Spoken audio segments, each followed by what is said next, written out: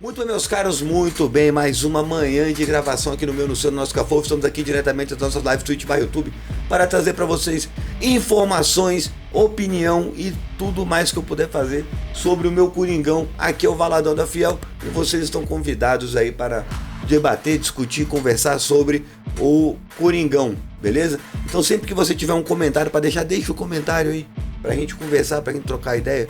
Vamos falar sobre o jogo de terça-feira, vamos falar sobre o jogo de amanhã, de sábado, e também algumas notícias do Coringão que estão saindo aí, que estão fazendo um rebuliço aí, tanto na parte política quanto na parte esportiva, beleza? Então a gente vai começar pelo jogo do Corinthians de terça-feira. Ainda tá fresco na minha memória, porque, primeiro, faço uma sugestão para os senhores. Sempre que quiserem ver uma transmissão maneira, engraçada, divertida e de bom nível, até porque a qualidade da imagem é excelente, vejam os jogos do Band Esportes lá com o Diguinho Coruja narrando. Uma vez por semana, se eu não me engano, ele narra jogo. Cara, é outra experiência, cara. O jogo pode estar horrível, os caras conseguem deixar o jogo divertido. Então nota 10 aí pra galera da Band Esportes aí, pra Diguinho Coruja e aí o Francis Bacon e o outro rapaz que fica lá com isso que eu não sei o nome, mas também é irrelevante, tô zoando, não. Enfim, muito divertido, a gente deu várias gargalhadas aqui fazendo react, valeu a pena, foi muito bom. Vamos lá, Corinthians e América de Cali. O que aconteceu nesse jogo? Por que o Corinthians sai do 100 ao 0 muito rápido, muitas vezes num jogo? É sempre assim, o Corinthians ele consegue pressionar, apertar, fazer muita coisa e de repente do nada o time cai de produção, morre dentro do campo e o time fica se arrastando. Vamos lá, a gente vai conversar sobre isso. Primeiro, dando as impressões. Corinthians começa o jogo levando a pressãozinha do América, o Hugo tendo que fazer defesa, mas nenhuma defesa assim espetacular no início do jogo, que mudasse a partida, que foi milagre, nem nada disso. Mas durante a partida, o Corinthians oscilou, teve momentos de muita pressão, o Corinthians momentos que tentou roubar a bola do América de Cali lá na frente, e tem momentos que o Corinthians dá aquele apagão, né? E o Corinthians tem tomado muito apagões nos inícios de tempo, no início do primeiro ou início do segundo tempo. O time desliga, apaga, fica todo mundo olhando pro vazio e aí o time adversário tem tempo e espaço para jogar. Foi assim contra o Fluminense, foi assim contra o Palmeiras, foi assim contra o Flamengo, foi assim com todos os times que o Corinthians joga e leva gol. Não leva gol porque o time adversário fez uma incrível jogada, pelo menos o primeiro ou o segundo gol do time, assim, o gol que desestabiliza o Corinthians. Não são jogadas, não são gols que acontecem porque o time adversário fez uma incrível jogada, um chute de fora da área maravilhoso. Não, é sempre pelo mesmo erro. É sempre pelo mesmo erro, tá? Inclusive, eu vou botar aqui, não vou botar o vídeo inteiro não, mas vou botar o link do vídeo para quem quiser depois dar uma olhada. Mais um vídeo que mostrou um detalhe muito importante de todos os gols que o Corinthians toma.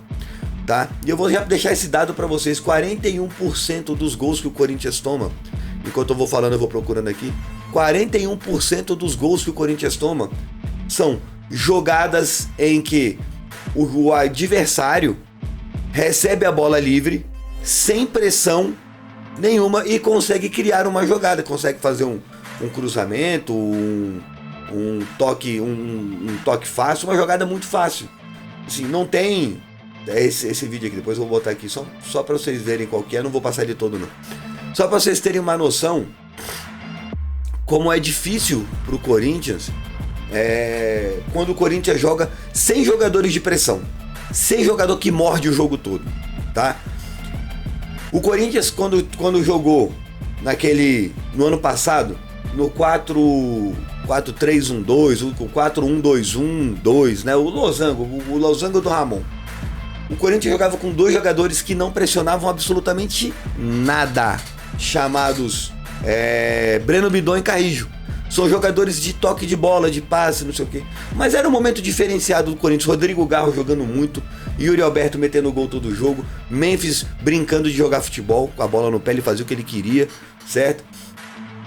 E o André Ramalho jogando bola, Gustavo Henrique jogando bola, o time inteiro estava encaixado.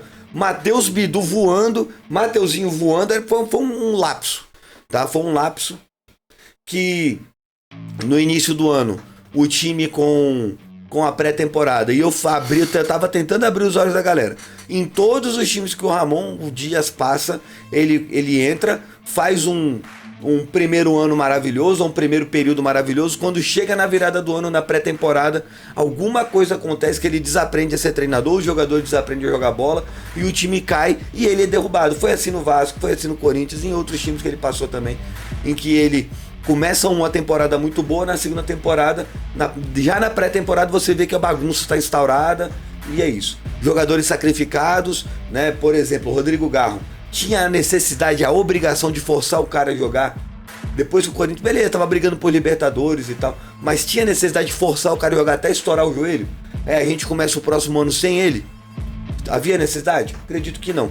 Outros jogadores que foram sacrificados, Gustavo Henrique vive se machucando, José Martínez vive se machucando.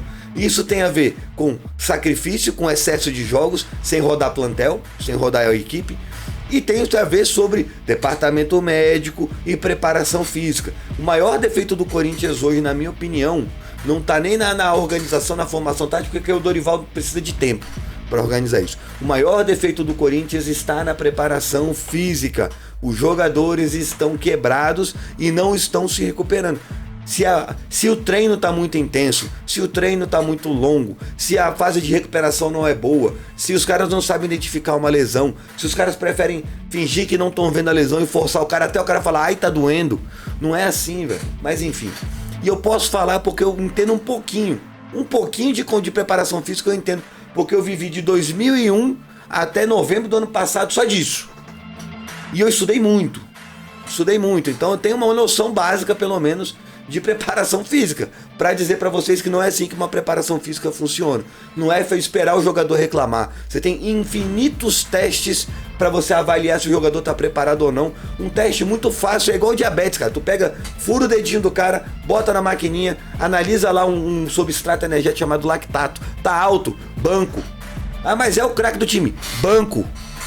Por quê? Porque se o cara passa um jogo, dependendo de como for a recuperação e a reabilitação dele, ele pode até entrar no meio da partida de boa, porque o lactato não vai subir tanto, certo? E ele consegue depois jogar mais 3 jogos direto normalmente. É de boa isso acontecer, tá? É só baixar o nível de lactato, porque o lactato indica que a acidez do sangue está alta, entre outros indicadores. A acidez do sangue está ficando mais alta, e a acidez alta é princípio de lesão muscular. É simples, isso é bobo. Qualquer furinho que você faz na mão, lá você bota na maquininha de avaliar lactato, eu tenho certeza que essa porra tem no Corinthians. Certeza absoluta que tem isso aí no Corinthians, tá?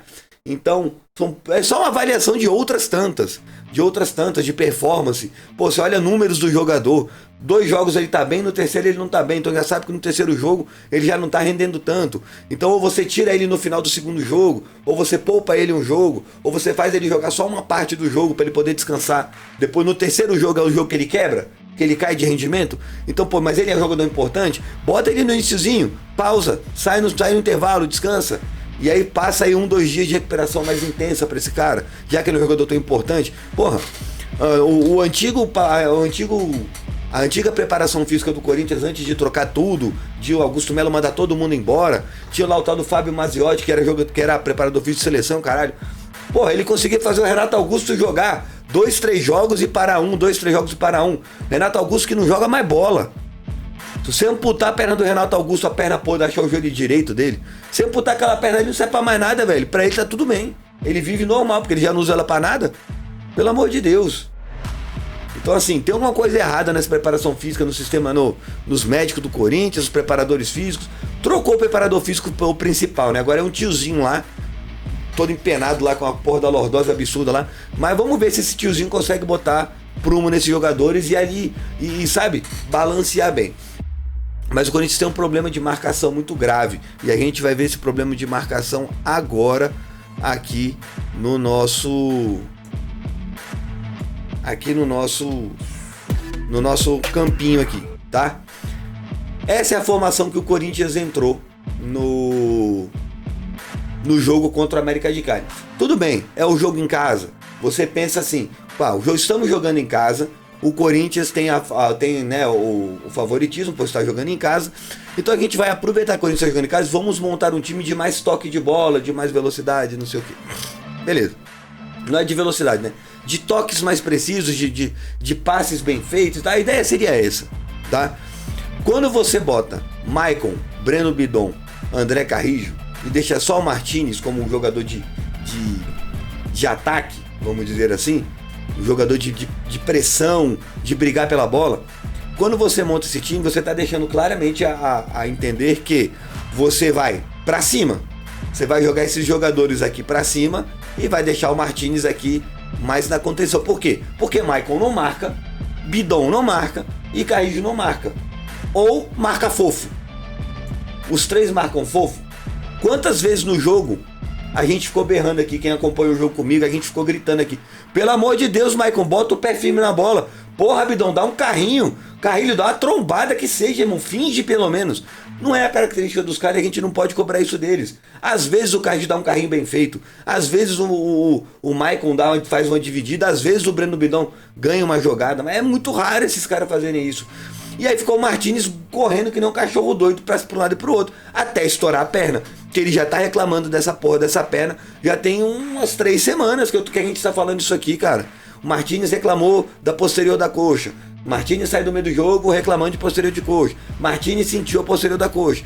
Se não botar esse cara pra sarar, pra cicatrizar essa porra dessa coxa dele, vai ficar abrindo todo o jogo. Vai abrir todo o jogo. Então essa foi a formação do Corinthians: Hugo Souza, Maná, Ramalho, Kaká, Angileri, Martinez, Carrilho, Maicon, Bidon, Memphis e Yuri. Beleza? Já vou dizer pra vocês, melhor jogador da partida disparado do Corinthians, Memphis Depay. Foi o único que tentou alguma coisa, foi o único que fez alguma coisa, tá? O que ocorre aqui? Vamos lá. Os grandes problemas dessa formação do Corinthians quando tem o jogador marcar fofo demais. Você pode ter 2 marca-fofo, mas você tem que ter 2 mordedor. E aí aconteceu alguma coisa, eu acho que isso ainda é resquício do trabalho do Ramon, que o Dorival Júnior está tentando identificar e está tentando resolver. Ele está tentando resolver o problema da marcação quando não pode ter Raniel e Martinez com o Maicon. Ele já tentou uma, já tentou 2, se eu não me engano, essa já é a 3ª vez que o Maicon entra na partida ou começa a partida tentando ser esse jogador de contenção na frente da zaga, certo? E aí vamos voltar para o maior problema do Corinthians, a zaga. A zaga do Corinthians é ruim. É ruim. Ponto. Se o Corinthians não conseguir, por qualquer motivo que seja, trazer pelo menos 2 zagueiros titulares, não é que vem para brigar com Gustavo Henrique, Ramalho, Kaká e Félix Torres. Até porque Félix Torres, ó, já tá tudo acertado, parece com... isso aí é rumores, tá? Eu não tô cravando nada porque eu não sou especialista. Mas parece que o Félix Torres vai vazar do Corinthians. Parece que o destino dele é o Vasco, tá? Não tô... Cuidado com... Vascaínos, é incrível. É muito bom. Félix, leva ele, vocês vão gostar. Enfim. Então assim... Parece que isso, não sei se é brincadeira, se é zoeira, se é real mesmo. Falaram aí e tal, enfim. Que o Félix Torres não vai voltar. Eu, por mim, devolvia pro Santos Laguna e encerrava a dívida. Toma aí de volta, pode pegar o ativo de vocês, é o jogador. A gente dá pra vocês de graça em troca da dívida, ok? Leva o Félix Torres de volta. Se o cara tava jogando no México, onde é o futebol rico, que tem dinheiro, e ele foi embora de lá, venderam o cara, né? É porque não tava rendendo lá, tá? Enfim. Léo Maná, Ramalho, Kaká, Angileri, Martinez, Maicon, Carrijo, Breno Bidon. Tá, vamos falar jogador por jogador. Hugo Souza. Embaixo da trave, o Hugo Souza continua espetacular. Só que agora estão aparecendo os defeitos do Hugo Souza quando o Corinthians é atacado e quando o Corinthians está com problemas de marcação, problemas de proteção. Tá? O que tem acontecido muito? E eu vou botar na conta do Hugo Souza um pedacinho do gol que o Corinthians tomou contra a América de Cali. Por quê? Se o Hugo Souza sai, se o Hugo Souza vai na bola, como ele costuma sair de vez em volta e meia ele sai, né? Volta e meia ele pula, sai correndo atrás da bola ali e erra. Mas dessa vez, se ele sai, ele tirava essa bola. Eu tenho certeza. Ele preferiu ficar embaixo da trave. Tá? Ele preferiu ficar embaixo da trave. Mas na conta toda ele tem 10% só. Tá? De onde que vem o restante da conta? Da pressão no jogador com a bola, que ainda é o resquício dos problemas que o Ramon Dias enfrentou no final da sua gestão, tá? O que ocorre? O Ramon Dias montava um time com um cara na marcação. Quando ele fez aquele losango com Martinez e Ranieri, deu certo todas as vezes. Todas as vezes deu certo. Agora o que ele fez? O que ele começou a fazer? Ranieri, aí Bidon, Carrillo e aí 3 atacantes. Não era isso que estava acontecendo?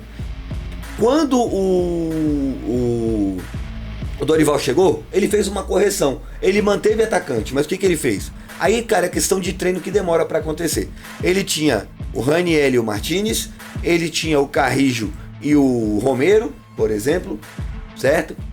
Só que o que ele fazia? Ele puxava o Carrillo um pouquinho mais pro meio, pro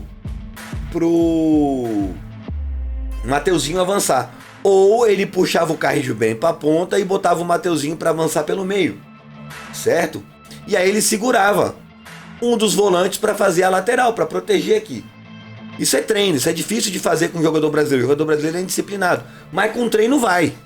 E começou a mostrar isso. Mas para isso, ele tem que ter 2 jogadores com essa veia de marcação. O Martinez e o Ranieri são isso. O Rian é isso. O Charles é isso. O Alex Santana é isso.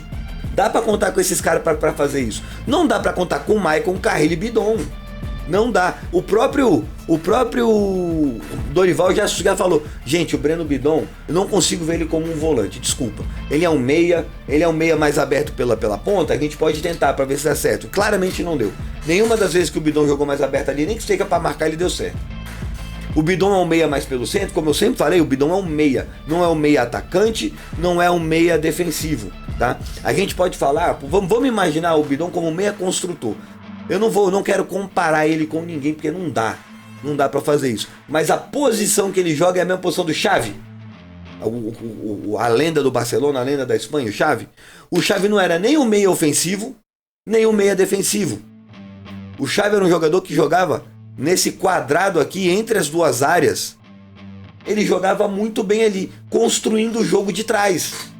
Então ele fazia lançamento, dava passe, aparecia numa lateral, aparecia na outra, volta e meia ele aparecia na frente da área para chutar, mas quando tinha espaço. Mas ele era um construtor, era um cara que saía, fazia a saída de bola do Barcelona acontecer junto com o Busquets, com o Iniesta, tá? Assim como o Iniesta, por exemplo, era um jogador que jogava muito aberto na direita, mas cortando para dentro, né? Então o Iniesta já era um meia ofensivo que jogava aberto pela direita, cortando para dentro quando necessário. Então assim, só para vocês terem uma noção como é que existem meias diferentes. Não existe só volante, meia e atacante. Tem meia de criação, meia ofensivo, aqueles, né, meias abertos, o meia direita, o meia esquerda. O Corinthians hoje, na formação do Corinthians, joga com meia esquerda e o meia direita, que não é um ponta. Um ponta é um atacante pelo lado do campo. Um meia é um meio de campo que começa o jogo aberto, mas que tem liberdade de movimento. É diferente, por exemplo, de um ponta que normalmente fica preso naquela área dele, naquele canto dele ali, fazendo suas jogadas. A gente vê muito isso na Europa. Quem está acompanhando a Champions League está vendo isso aqui acontecer com frequência. Os pontas jogam demais no futebol europeu.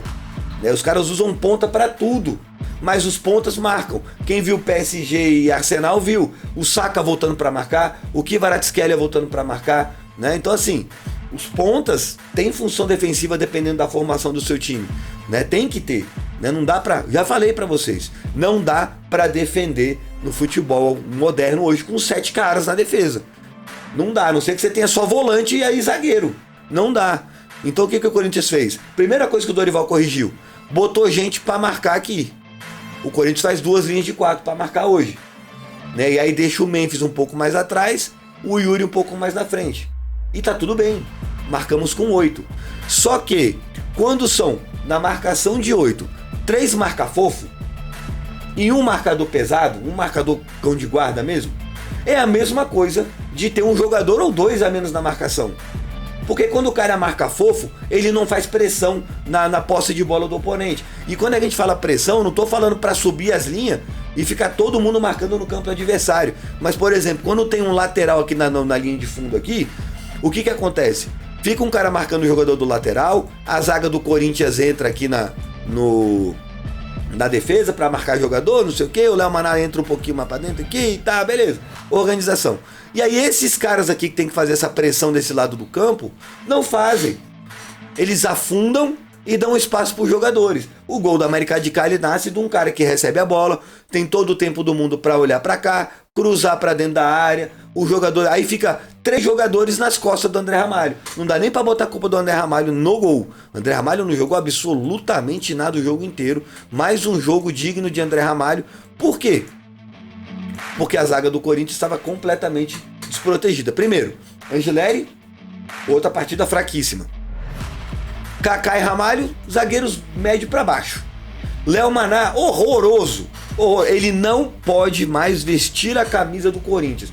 Arranjem uma solução. Bota o Choca aqui. Bota o Charles, sei lá. Bota alguém aqui. Não dá. O Léo Maná não pode mais vestir a camisa do Corinthians de clube grande nenhum no Brasil hoje, nesse exato momento. Pode ser que o moleque evolui e vira um craque, mas hoje ele não tem condições de vestir a camisa de nenhum time grande. Ele é horroroso, ele é fraco, ele é péssimo, ele é horrível. Ele precisa ser emprestado para um lugar para aprender a jogar bola em outro lugar, aonde ele tenha muito tempo, aonde ele seja importante, porque aqui no time do Corinthians, o Corinthians não tem a menor condição de usar Léo Maná na lateral direita do Corinthians. Foi horrível, foi o ponto-chave da zaga do Corinthians estava aqui, ó. Apesar do gol ter saído do outro lado, o que o Corinthians tomou de amasso na ponta direita foi absurdo. Absurdo nesse jogo, tá? E o Mateuzinho, com todos os defeitos dele, com pagar de machinho e querer ser o fodão, o Mateuzinho aqui nesse cantinho aqui, ele tem resolvido, ele tem sido um bom defensor. Não tá atacando tão bem, erra muito passe, não acerta uma porra de um cruzamento, mas ele como defensor, ele tá indo muito bem. E é mais uma proteção pra zaga, certo? E o Corinthians entrou, por exemplo, primeira partida do Dorival, o Corinthians entrou com 3 volantes de marcação. O Corinthians entrou com o Charles, o Corinthians entrou com, vamos chamar Maicon. Maicon não foi de marcação, mas entrou com o Charles, Alex Santana, Breno Bidon e Maicon. Primeiro jogo do Corinthians.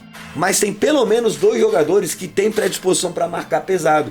Alex Santana, do que pôde fazer, da qualidade que ele tem, ele fez o máximo que deu para oferecer naquele primeiro jogo. E o Charles fez um jogaço na primeira partida dele, que foi contra o Novo Horizontino. Charles jogou muito bem, não perdeu uma disputa.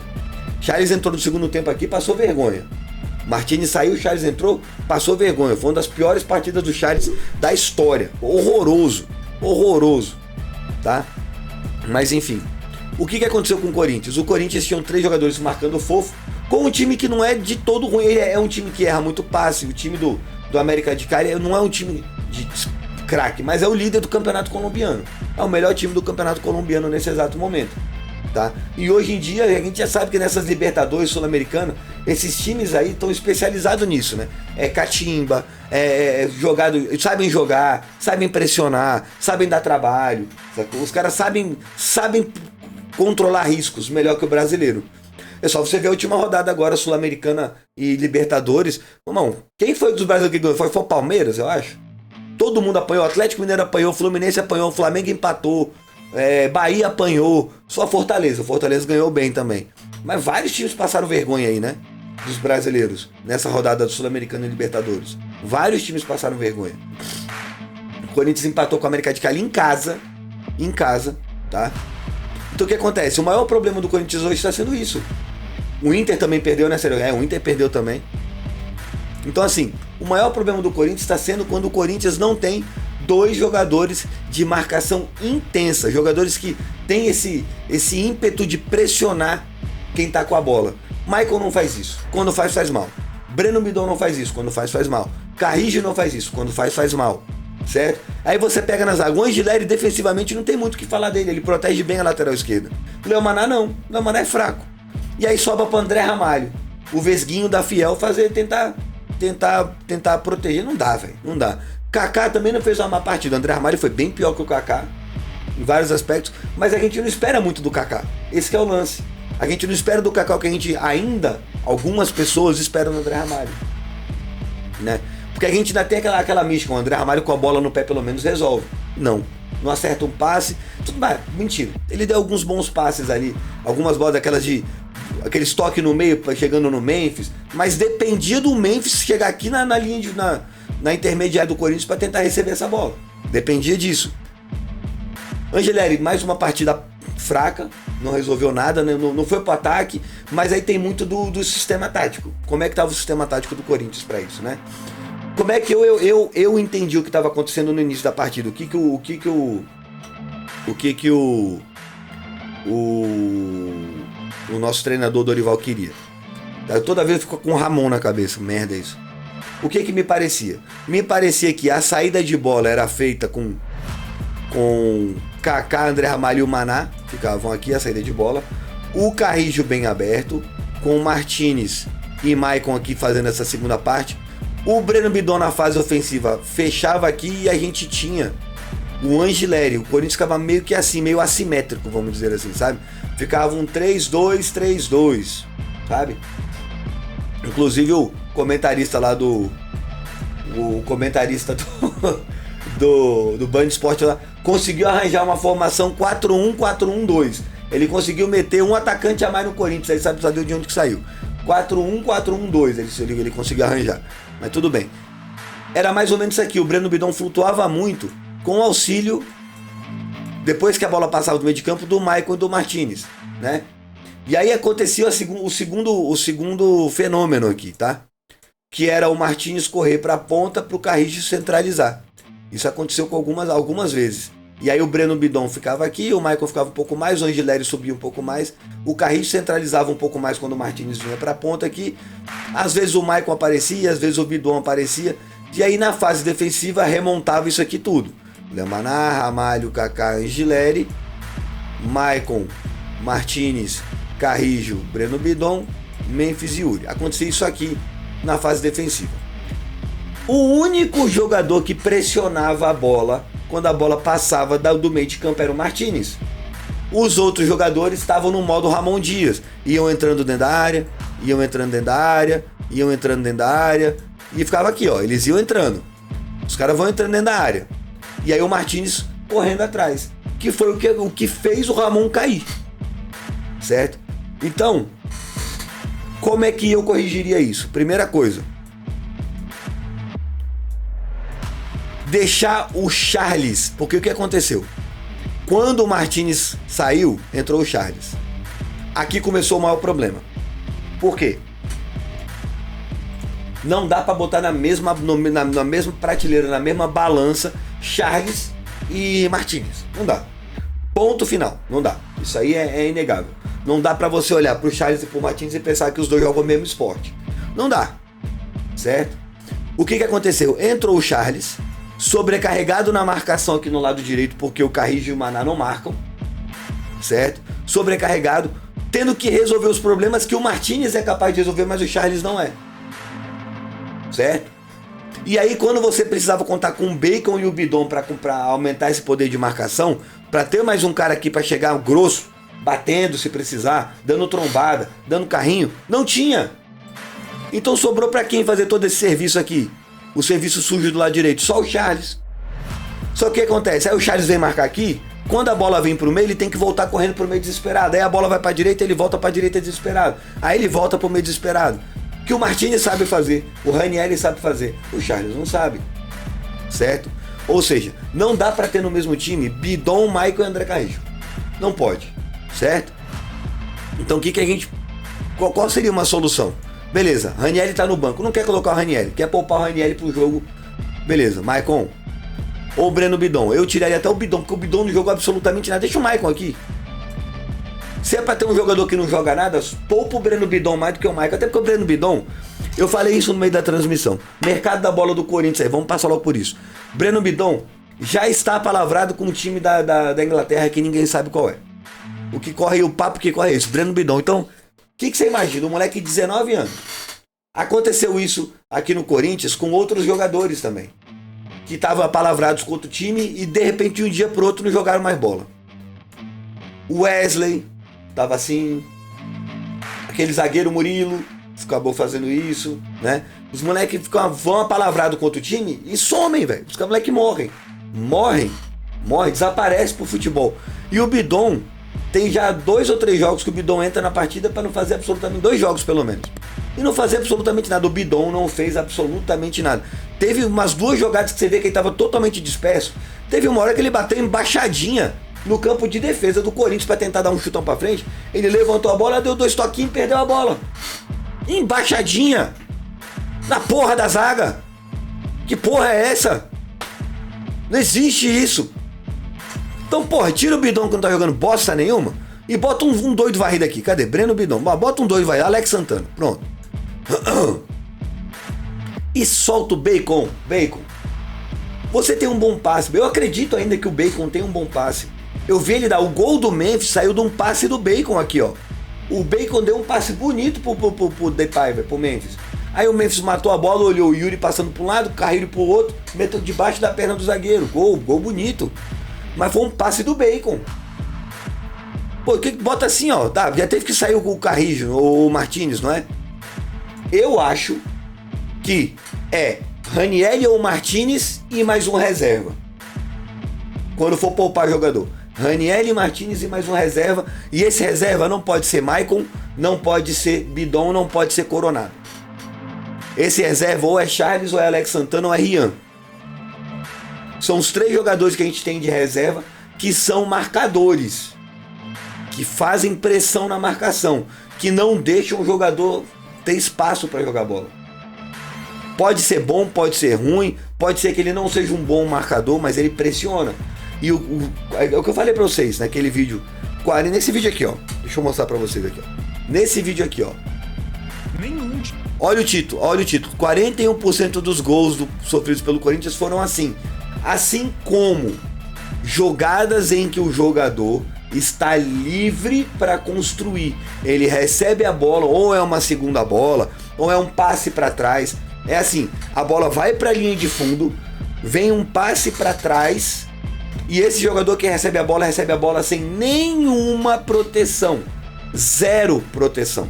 Zero. E aí o cara mete o cruzamento para a área, e aí o Corinthians toma um gol de cruzamento. E aí a gente pode considerar isso jogada de bola parada, porque esses gols estão saindo de escanteio, lateral ou falta na linha de fundo. O cara bate o lateral, o cara que recebe a bola toca para trás, o cara recebe sozinho sem pressão nenhuma, e aí ele recebe, ajeita a bola sem pressão, levanta a cabeça sem pressão, faz um cruzamento para a área sem pressão. Sem pressão todas as vezes. É que, não sei se vai ter aqui alguma imagem. Ó, essa imagem aqui, tá? Essa imagem aqui. O cara que cruzou a bola aqui para dentro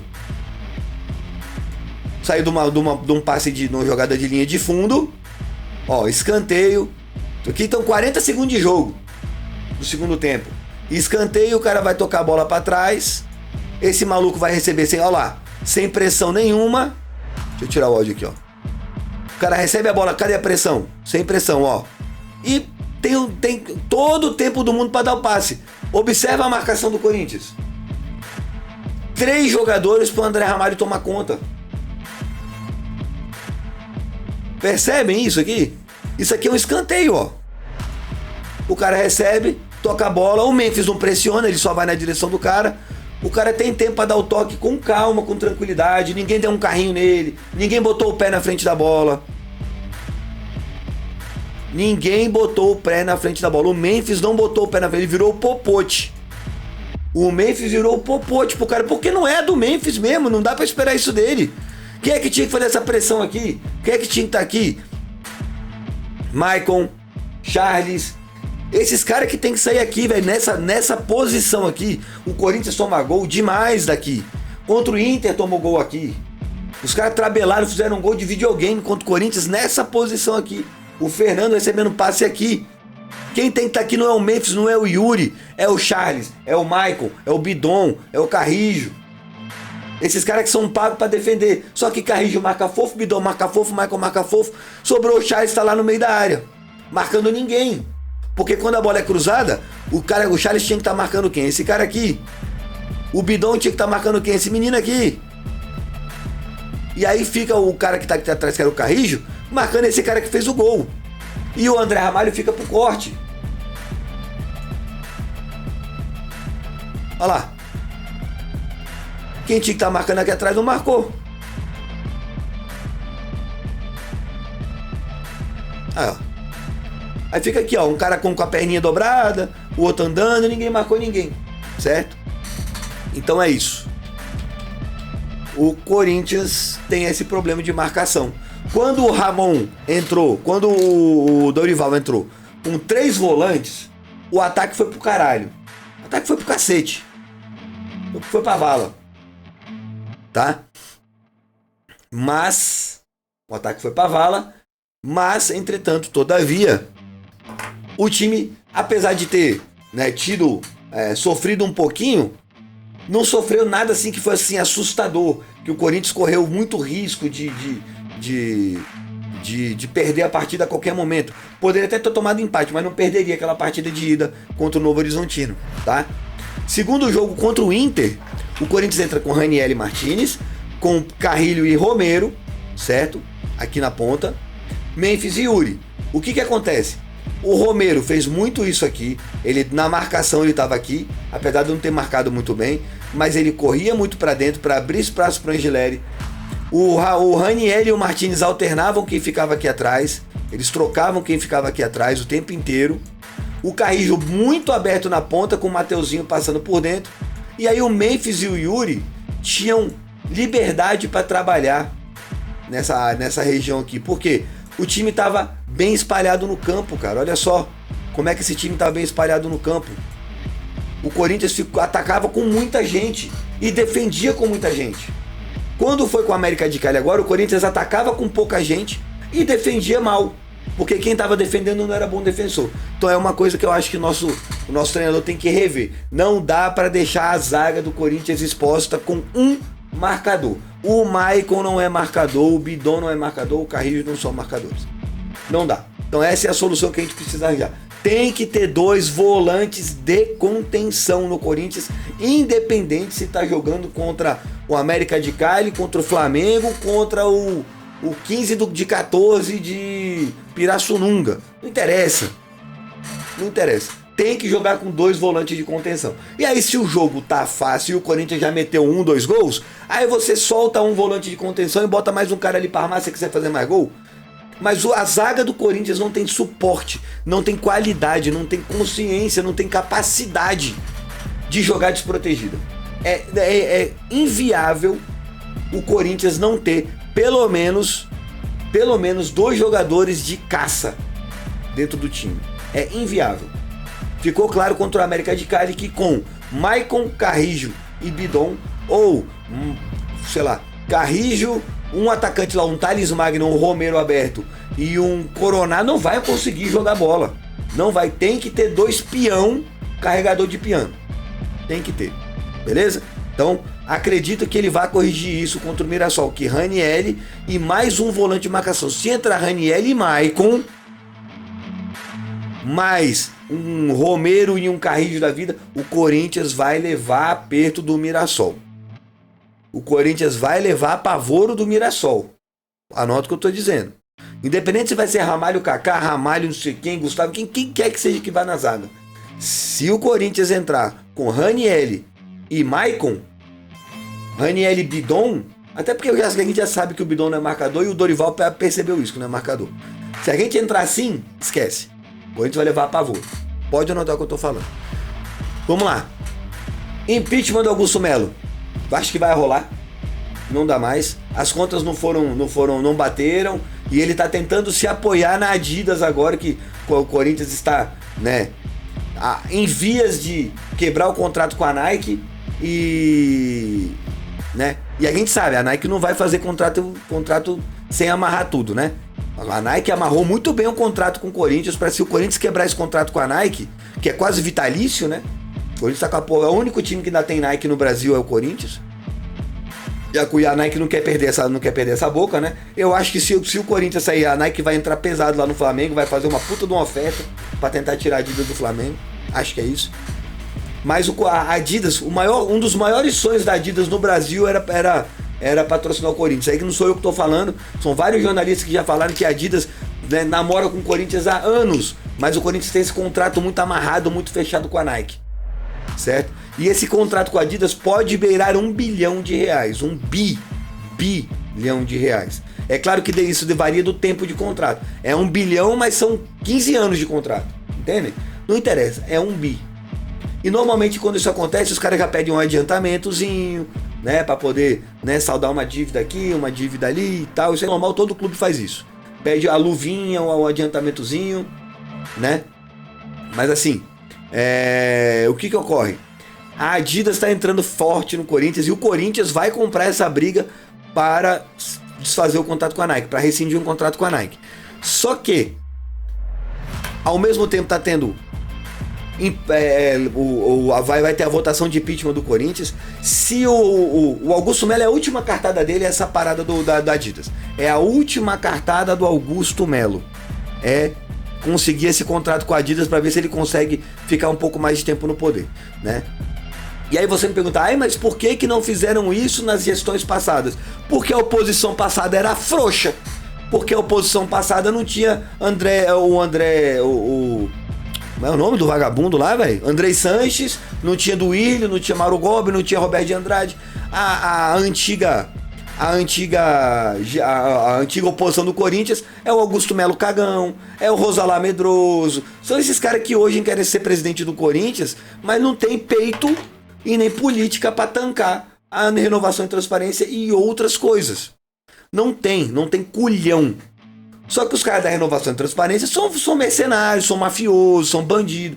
Então os caras não tem medo, não tem nada a perder. O que eles fazem, meu irmão? Eles cavam até o fundo da alma do cara pra achar uma merda pra derrubar o cara. Coisa que nunca aconteceu no Corinthians. Nenhuma gestão do Corinthians teve esse negócio de contas reprovadas. As mesmas gestões que criaram 1 bilhão de dívida, 2 bilhões de dívida, quase 2 bilhões e 200 de dívida. A última gestão saiu, ninguém reprovou conta. Por quê? E nessa aqui agora reprovou. Pô, saiu de 2 bi para 2 bi e meio da última questão para essa. E por que ninguém reprovou outra conta? Porque a oposição era frouxa. Augusto Melo, Rosalá Santoro, Pantaleão, eram os caras que eram a oposição frouxo. Agora eles estão enfrentando uma oposição forte. O problema é, vamos ver, depois que sair Augusto Melo, se o próximo presidente vai ter a mesma posição.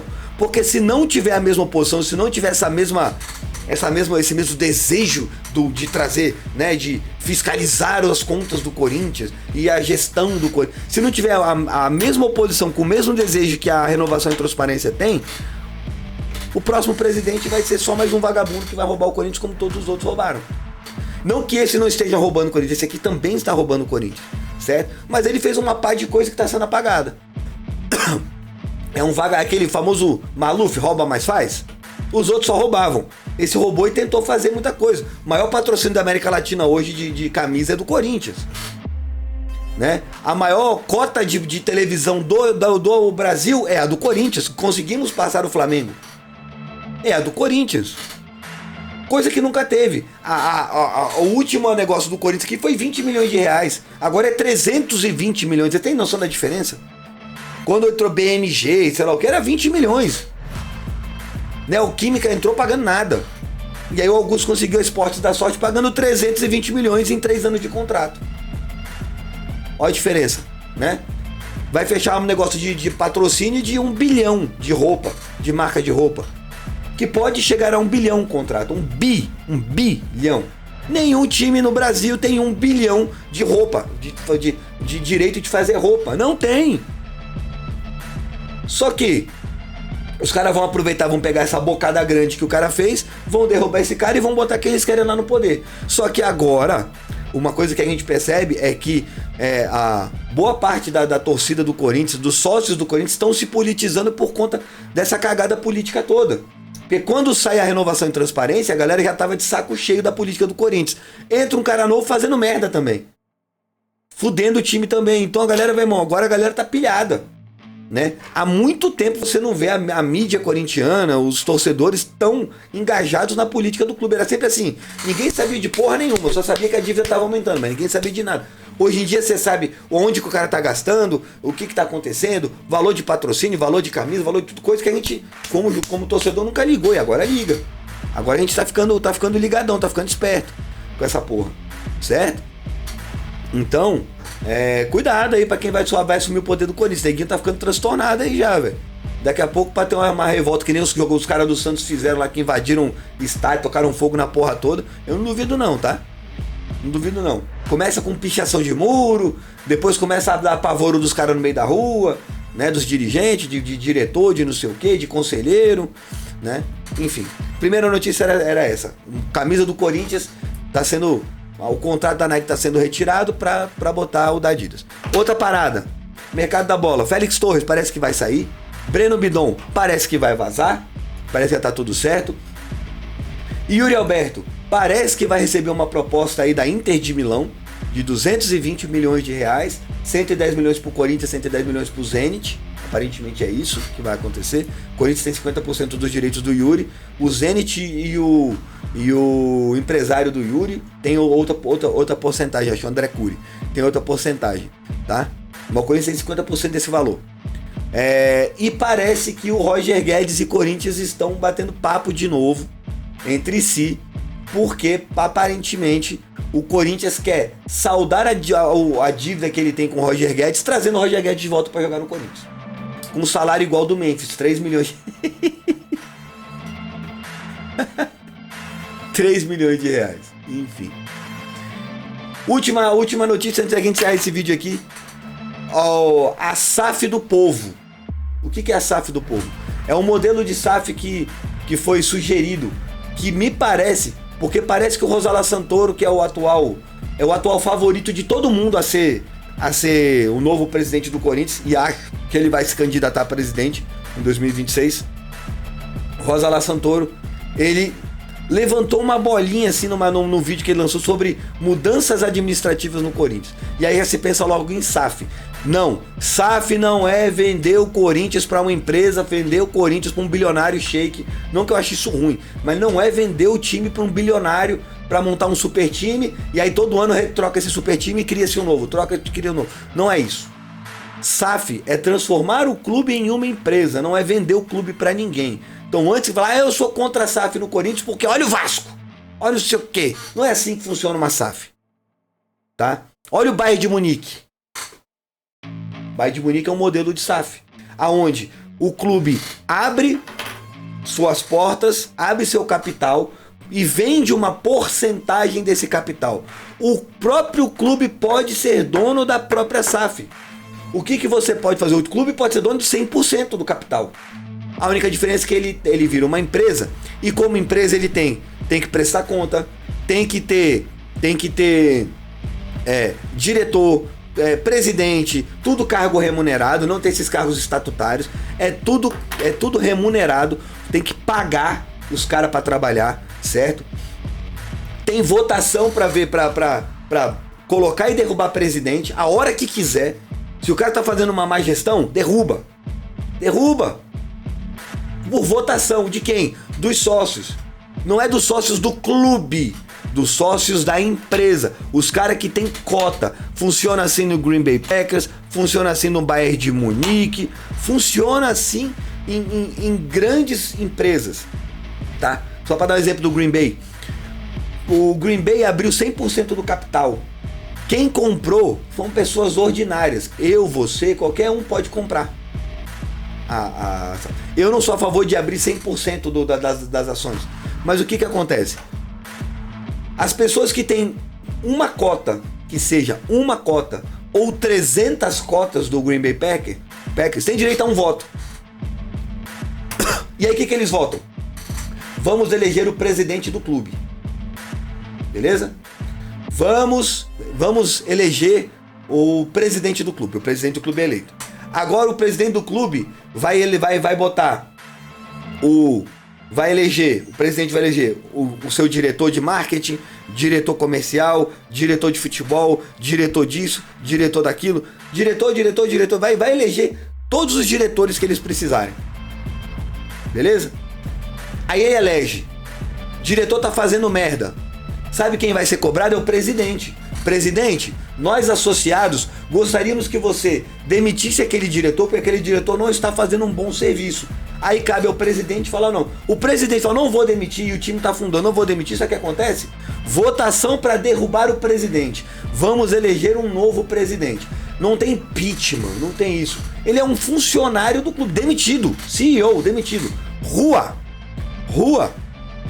Vota-se o novo presidente, coloca-se o novo presidente. Esse presidente vai avaliar quem é da diretoria, que tá indo bem, quem tá indo, você tá indo mal, você demitidos, rua, contrata novos.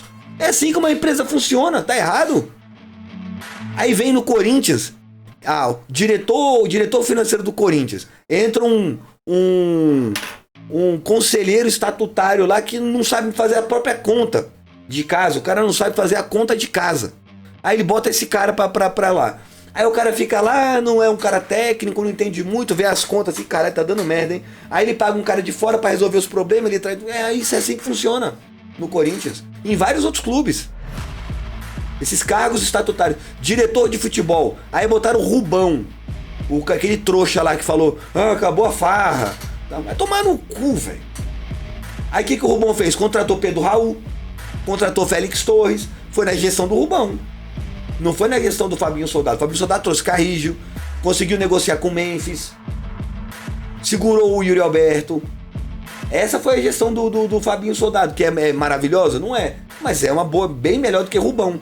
Rubão trouxe Charles, nada contra atrás do Ranieri, mas trouxe o Ranieri, foi na gestão dele. Igor Coronado ganhando 2 milhões, ninguém sabe por que caralho que ele vem ganhando 2 milhões. O cara que vem lá da Arábia, ninguém sabe se ele ia ser craque todo, se ele ia dar certo no Brasil. Resolveram pagar 2 milhões pro cara. Contrato de 4 anos pro Pedro Raul. Por isso que eu falo, eu sou a favor de SAF. O mal de todo o clube grande de futebol que tá afundando, o mal é a porra do Conselho Deliberativo e má gestão.